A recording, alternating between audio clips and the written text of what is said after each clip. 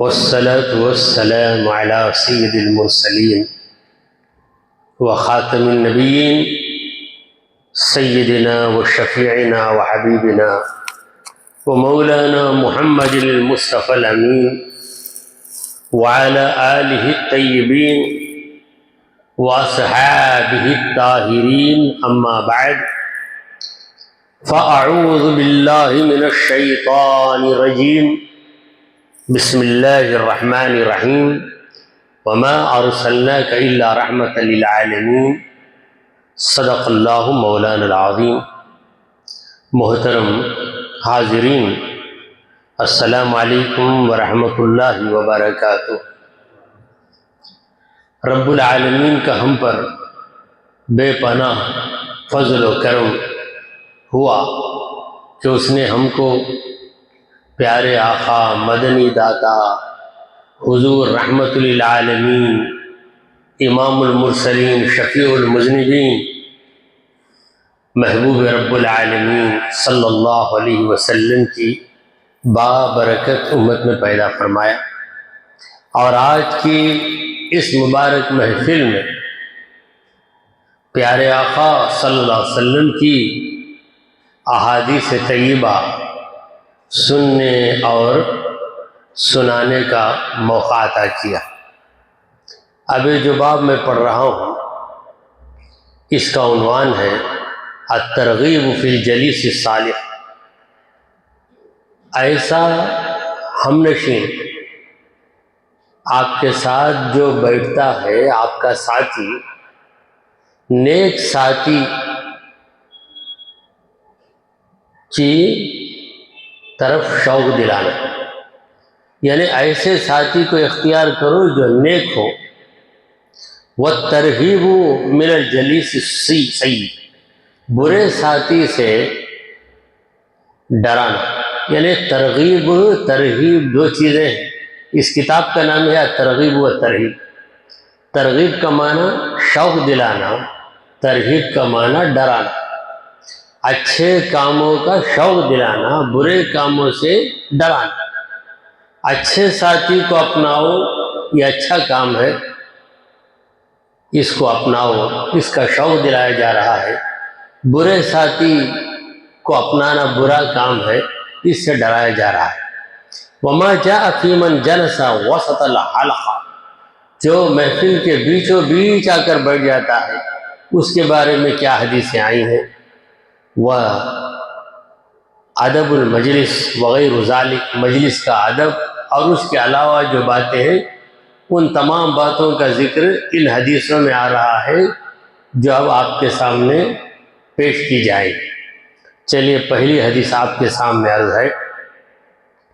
عن ابی موسیٰ رضی اللہ عنہ ان رسول اللہ صلی اللہ علیہ وسلم قال انما مثل الجلیس الصالح والجلیس السوء كحامل المسك ونافخ الكير فحامل المسك اما ان يحذيك واما ان تبتاع منه واما ان تجد منه ريحا طيبا ونافخ الكير اما ان يحرق ثيابك واما ان تجد منه ريحا خبيثا رواہ البخاری و مسلم۔ چلیے اس حدیث کو میں نے عربی میں من و عن پڑھ لیا ہے، اب اس کا ترجمہ آپ کے سامنے عرض ہے۔ حضرت ابو موسیٰ اشعری رضی اللہ تعالیٰ عنہ وہ روایت کرتے ہیں کہ اللہ کے رسول محمد مصطفیٰ صلی اللہ علیہ وآلہ وسلم نے فرمایا کہ اچھے ساتھی کی حالت، یعنی تمہارا ساتھی، تمہارے ساتھ رہنے والا اگر یہ نیک ہے، اس کی کیفیت کیا ہے۔ والجلیس السوء، اور جو برا ساتھی ہے، غلط انسان، گنہگار انسان، بری عادتوں والا، اس کو اگر تم نے ساتھی بنا لیا تو اس کی کیفیت کیا ہے۔ حضور فرماتے ہیں کہ ان دونوں کی کیفیت کحامل المسک و نافخ الکیر، اچھا ساتھی جو ہے مشک والے کی طرح، مشک جسے ہم کستوری بھی کہتے ہیں، بڑی خوشبو ہوتی ہے، یعنی خوشبو بیچنے والا کوئی ہے، خوشبو کی دکان یا عطر کی دکان، پرفیوم کی دکان کوئی رکھا ہے، اس کے ساتھ آپ بیٹھیں گے تو اس کا انجام کیا ہوگا؟ وہ خوشبو آپ کے کپڑوں میں آئے گی، بدن میں آئے گی۔ اسی طرح نیک انسان کے ساتھ آپ رہیں گے تو اس کی نیکیوں کا اثر آپ پہ بھی پڑے گا۔ اور جو برا ساتھی ہے اس کی مثال کیا ہے، اس کی کیفیت کیا ہے؟ نافخ الکیر، یعنی بھٹی جلانے والا۔ بھٹی کوئی جلا کر اس میں پگھلا رہا ہے، لوہے کو صاف کر رہا ہے، کچھ بھی کر رہا ہے، آگ کی بھٹی، اس کے پاس آپ بیٹھیں گے تو کیا ہوگا؟ دھواں آپ کو لگے گا، ضرور دھواں لگے گا، جس کی وجہ سے آپ کا چہرہ بھی خراب ہوگا، کپڑے بھی خراب ہو جائیں گے۔ تو نیک انسان کی صحبت عطر بیچنے والے کے ساتھ بیٹھنے کی طرح ہے، اور برے انسان کی صحبت ایک آگ جلانے والا جو آگ کی بھٹی رکھا ہے جس میں وہ پگھلا رہا ہے چیزوں کو، اس کے پاس بیٹھنے کی طرح۔ اب حضور اکرم صلی اللہ علیہ وسلم اور وضاحت کرتے ہیں کہ فحامل المسک، یہ جو مشک بیچنے والا ہے، کستوری جس کے پاس ہے، اما یحذیک، وہ کیا کرے گا؟ اس کے پاس جو خوشبو ہے، جو مشک ہے، وہ تم کو دے گا کہ تم بھی رکھو، تھوڑی سی رکھو، ایک شیشی ہی صحیح تم کو دے دے گا، یا نہیں تو کم از کم کچھ عطر نکال کر آپ کے کپڑے پہ ملے گا، اتنا فائدہ تو ضرور ہوگا۔ یہ ضروری نہیں کہ وہ پوری بوتلیں آپ کو دے دے، ذرا لگا دے گا تو بھی آپ کو خوشبو آئے گی۔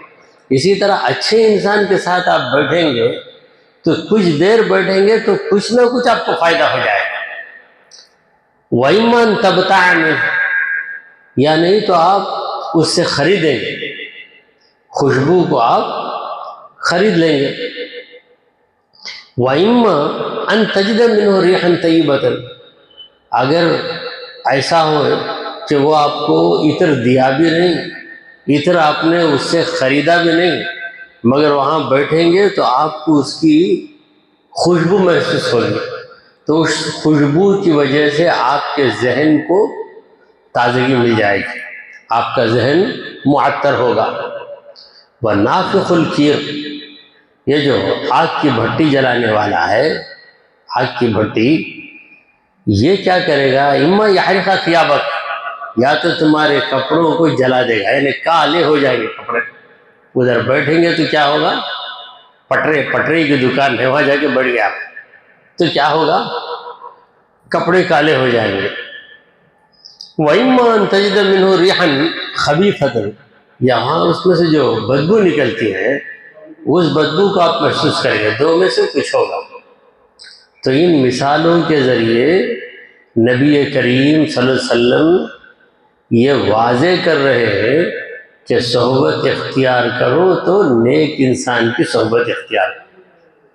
دیکھیے فارسی میں مشہور کہاوت ہے، صحبت صالح تورا صالح کند، صحبت طالح تورا طالح کند، نیک انسان کی صحبت تجھے نیک بنا دیتی ہے، برے انسان کی صحبت تجھے برا بنا دیتی۔ حضرت سعدی شیرازی علیہ الرحمہ ایک حکایت بیان کرتے ہیں کہ ایک دن وہ غسل کر رہے تھے تو مٹی کو انہوں نے بدن پر ملنا چاہا تو مٹی سے زبردست خوشبو آئی، تو انہوں نے مٹی سے پوچھا کہ تو ایک مٹی ہے، مٹی میں خوشبو کہاں؟ تو مٹی نے کہا کہ نہیں بھائی، یہ میری اصلی خوشبو نہیں ہے، میں پھولوں کی صحبت میں رہی، پھول کی صحبت میں رہی تو اس صحبت نے میرے اندر اس خوشبو کو پیدا کر دیا۔ بالکل اسی طرح تم اللہ والوں کی صحبت میں رہو گے تو تمہارے اندر بھی وہ اوصاف پیدا ہو جائے. صحبت بڑی اہم چیز ہے. دیکھیں جو صحابہ کرام ہیں رضوان اللہ علیہم اجمعین، ان کا اتنا بڑا مقام جو ہے کس وجہ سے ہوا؟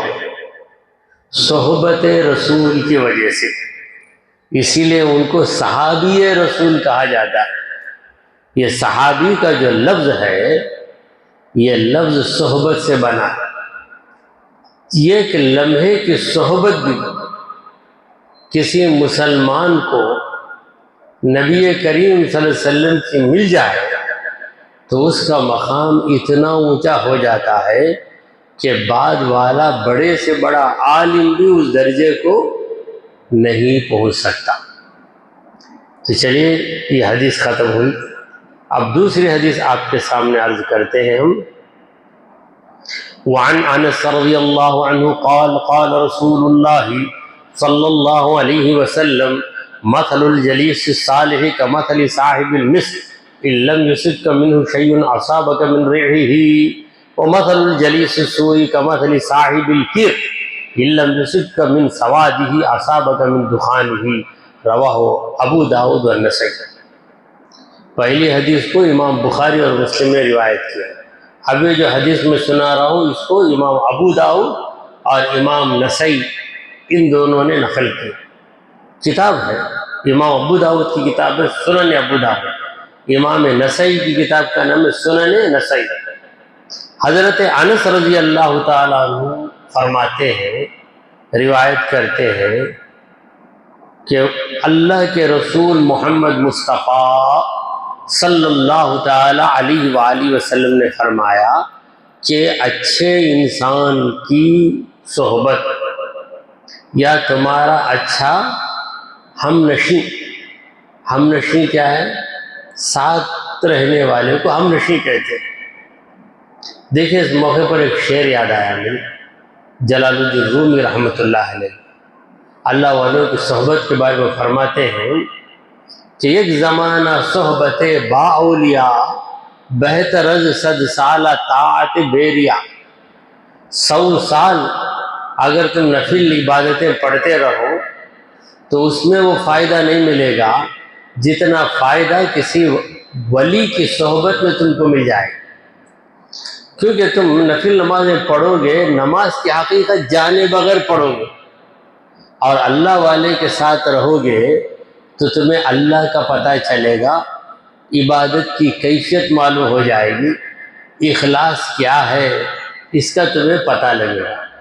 صحبت بڑی چیز ہے. اسی لیے اللہ تعالیٰ نے قرآن مجید میں فرمایا یا ایھا الذین آمنوا اتقوا اللہ، اے مومنو اللہ سے ڈرو، وکونوا مع الصادقین، اور ہمیشہ سچے لوگوں کے ساتھ رہو. یہ سچے لوگ کون ہیں؟ اللہ والے. ان کے ساتھ رہو، ان کی صحبت اختیار کرو. تو جو نیک ساتھی ہے اس کی کیفیت مشک والے کی طرح ہے. یعنی یہ جو حدیث ہے اس میں بھی وہی مضمون ہے جو اگلی حدیث میں بیان کیا گیا. لفظوں کے اندر کچھ تبدیلی ہے، مضمون مفہوم مغز وہی ہے. اِلَّمْ يُصِبْكَ مِنْهُ شَيْءٌ أَصَابَكَ مِنْ رِيحِهِ، اگر عطر والے سے یعنی مشک والے سے تمہیں کچھ بھی نہیں ملا تو کم از کم اس کی خوشبو تو تمہیں ملے گی. ادھر بیٹھیں گے، دیکھیں کہیں عطر کا دھواں دیا گیا، ایک کمرہ ہے اس میں عطر کا دھواں دیا گیا، اس کمرے میں آپ جا کر باہر آئیے، کچھ بھی کرنے کی ضرورت نہیں. گئے اور باہر آئے تو آپ خوشبو محسوس کریں گے، آپ کے کپڑوں میں بھی خوشبو ہوگی. ایک ایسا کمرہ ہے جہاں مچھلیاں رکھی ہوئی، سوکھی مچھلی رکھی ہوئی ہے، ادھر وہاں گھسے. آپ گھس کر کچھ دیر کے بعد باہر نکلے تو آپ کے کپڑوں میں بھی وہ مچھلی کی بو رہے گی. تو بو کے اندر یعنی باس اسمیل اس کے اندر جیسا اثر ہے اسی طرح صحبت میں بھی اثر ہے۔ رسول کریم صلی اللہ علیہ وسلم فرماتے ہیں کہ اگر مشک والے سے تم نے کچھ خریدا نہیں، کچھ لیا بھی نہیں، مگر اتنا ضرور ہوگا کہ اس کی خوشبو تم محسوس کرو گے، اسی طرح اچھے انسان کی صحبت سے تمہیں کچھ نہ کچھ فائدہ ضرور حاصل ہوگا۔ وہ مثل الجلیس سوئی، جو برا ساتھی ہے، کا مثل صاحب الکیر، وہ بھٹی والی کی طرح ہے، یعنی جو آگ جلاتا ہے اس میں پگھلاتا ہے تانبا چاندی، اس کے پاس کیا رہے گا؟ دھواں دھواں ہی رہے گا۔ علم یوسف کا من سواد، اگر اس کا کالا پن یعنی دھواں کی وجہ سے جو کالا پن آتا ہے وہ کالا پن تم کو نہیں بھی لگا، اصابک من دخانی، اس کا دھواں تو تمہیں لگے گا۔ کپڑے کالے بھی نہیں ہوئے، دھواں لگنے کی وجہ سے کپڑوں کے اندر کچھ نہ کچھ خرابی آئے گی۔ اسی طرح برے انسان کی صحبت میں رہو گے تو کچھ نہ کچھ نقصان تمہیں ضرور ہوگا۔ ایک حدیث میں ہے کہ نبی کریم محمد رسول اللہ صلی اللہ علیہ وسلم نے فرمایا، المرء علی دین خلیلہ فلینظر من یخالف، ہر انسان اپنے دوست کے دین پر رہتا ہے، یعنی اس کا جو عقیدہ ہے وہی اس کا عقیدہ رہے گا، اس کا جو نظریہ ہے وہی اس کا بھی نظریہ رہے گا۔ اس لیے دوستی کرو تو دیکھو کہ کس سے دوستی کر رہے، ہر ایک سے دوستی مت کرو، نکاح ہر عورت سے مت کرو، دیکھ کر کرو کہ کیسی عورت ہے۔ یہ تو نکاح کا معاملہ ہے، دوستی کا معاملہ بھی ایسا ہی ہے کہ ہر ایک سے دوستی مت کرنا، البتہ سلام کرنا، دیکھنا، مسکرانا یہ الگ بات ہے، دوستی وہ الگ بات ہے۔ دوستی کے اندر انسان گھل مل جاتا ہے، روزانہ ملاقات کرتا ہے، کبھی اس کے ساتھ جا کر کھایا، کبھی اس کو کھلایا، یہ معاملہ ہو جاتا ہے، تو اس میں دوست کے اثرات آپ کے اندر آ جاتے ہیں، آپ کے اثرات اس کے اندر جاتے ہیں۔ تو اگر وہ برا انسان ہے تو اس کی دوستی کو دھیرے دھیرے ختم کرتے ہوئے اس سے دوری اختیار کر لو۔ اگر نیک انسان ہے تو اس کی دوستی کو قائم بھی رکھو، مضبوط بھی کرو اور بڑھاؤ، کیونکہ اس سے تمہارا بہت فائدہ ہے۔ چلیے، میں مولانا جلال الدین رومی علیہ رحمہ کا ایک شعر آپ کو سنانا چاہتا تھا۔ فرماتے ہیں، ہر کے خواہد ہم نشینی با خدا، جو چاہتا ہے کہ خدا کے پاس بیٹھ جائے۔ اللہ تبارک و تعالیٰ کی ذات تو بہت اعلیٰ ہے، مگر کسی کو آرزو ہے کہ میں اللہ کے ساتھ بیٹھوں، وہ کیا کرے؟ وہ نشیند در حضور اولیاء، وہ ولیوں کے ساتھ بیٹھ جائے۔ جو ولی کے ساتھ بیٹھ گیا تو گویا وہ اپنے رب کے ساتھ بیٹھ گیا۔ حدیث پاک میں ہے، حدیث قدسی ہے، اللہ تعالیٰ فرماتا ہے، انا جلیس من ذکرنی، انا جلیس من ذکرنی، جو بندہ ہمیشہ میرا ذکر کرتا ہے میں اس کا ساتھی ہو جاتا ہوں۔ تو میرا یہ ذاکر بندہ، میری یاد میں مگن رہنے والا، اس کے ساتھ جو بھی بیٹھتے ہیں وہ بھی اللہ والے بن جاتے ہیں۔ چلیے ایک اور حدیث آپ کے سامنے عرض ہے۔ وعن حذیفہ رضی اللہ عنہ ان رسول اللہ صلی اللہ علیہ وسلم لعن من جلس وسط الحلقہ، رواہ ابو داؤد۔ حضرت حذیفہ رضی اللہ عنہ روایت کرتے ہیں، کہتے ہیں کہ بے شک اللہ کے رسول صلی اللہ علیہ وسلم نے اس شخص پر لعنت کی ہے جو حلقے میں یا محفل میں بیچوں بیچ بیٹھتا ہے۔ اس حدیث کو رواہ ابو داؤد، امام ابو داؤد نے اس حدیث کو روایت کی۔ یعنی بعض لوگوں کی عادت ہوتی ہے کہ کسی بھی جگہ ہم جائیں تو نمایاں مقام ہم کو حاصل، اس طرح بیٹھیں کہ سب ہم کو دیکھیں، سب کی نظر ہم پہ پڑے، بیچ میں جا کر بیٹھے گے، آئیں گے دیر سے مگر دوسروں کو ادھر ادھر کر کے خود جا کے بیچوں بیچ بیٹھ جائیں گے۔ ایسے لوگ تکبر کا مزاج رکھتے ہیں، اسی لیے حضور اکرم صلی اللہ علیہ وسلم نے ان لوگوں پر لعنت کی، یعنی لعنت ہو، برباد ہو جاؤ وہ شخص جو محفل کے ادب کا خیال نہیں کرتا۔ محفل میں جاؤ، جہاں جگہ ملے وہاں بیٹھ جاؤ۔ آپ آئے، محفل بھر گئی تو کنارے بیٹھ جاؤ، نہیں لوگوں کو پھلانگ کر جانا اور تکلیف دینا، پہلے سے جو آ کر بیٹھ گیا اس کو ہٹا کر اس کی جگہ خود بیٹھ جانا، یہ بڑا غلط کام۔ رسول کریم صلی اللہ علیہ وسلم نے اس غلط کام کرنے والے پر لعنت فرمائی۔ حضور اکرم صلی اللہ علیہ وسلم لعنت فرما دیں تو یہ کتنی خطرناک بات ہے۔ چلیے ایک اور حدیث آپ کو سناتا ہوں۔ وعن ابی مجلز ان رجلا قعد وسط حلقة قال حذيفة ملعون على لسان محمد صلی اللہ علیہ وسلم او لعن الله على لسان محمد صلی اللہ علیہ وسلم من جلس وسط الحلقة رواه الترمذي وقال حديث حسن صحيح والحاکم بنحوه وقال صحیح على شرطهما۔ حضرت ابو مجلز رضی اللہ تعالی عنہ سے روایت ہے کہ ایک شخص آیا، آ کر محفل کے بیچوں بیچ بیٹھ گیا۔ حلقہ، لوگ حلقہ بنا کر بیٹھتے ہیں، پہلے جو آتا ہے ادھر وہ پہلے بیٹھ جاتا ہے، اس کے بعد آنے والا پیچھے بیٹھتا ہے، کوئی اس طرف بیٹھتا ہے، اس طرف بیٹھتا ہے۔ تو ایسے موقع پر ایک شخص آیا، آ کر بیچوں بیچ بیٹھ گیا، دیر سے آیا، آ کے بیچ میں بیٹھ گیا۔ حضرت حذیفہ نے کہا، حضرت حذیفہ صحابی رسول جنہوں نے روایت کی کہ حضور اکرم صلی اللہ علیہ وسلم اس شخص پہ لعنت کرتے ہیں جو محفل میں بیچوں بیچ آ کر بیٹھ جاتا ہے۔ تو حضرت حذیفہ نے اس شخص کو دیکھا جو آ کر محفل کے بیچ بیٹھ گیا، پہلے ہی سے بیٹھا رہا، لوگ ادھر ادھر ہو کر ایک بیچ میں آ گیا تو یہ الگ بات ہے، مگر دیر سے آ کر وہ خاص جگہ پکڑنا یہ غلط بات ہے۔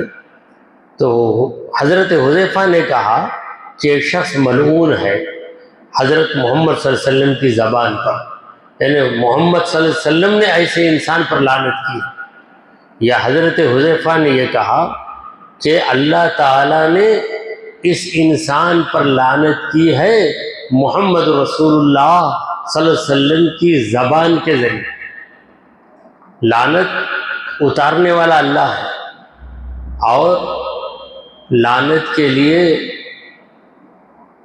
بدعا کرنے والے حضور اکرم صلی اللہ علیہ وسلم۔ تو بیچوں بیچ میں بیٹھنے والا کیوں حضور کو اتنا ناپسند ہے؟ کیونکہ اس کے مزاج میں تکبر ہے۔ دیکھو میں آ گیا، میں کسی بھی وقت آؤں گا، میری جگہ بیٹھ جاؤں گا۔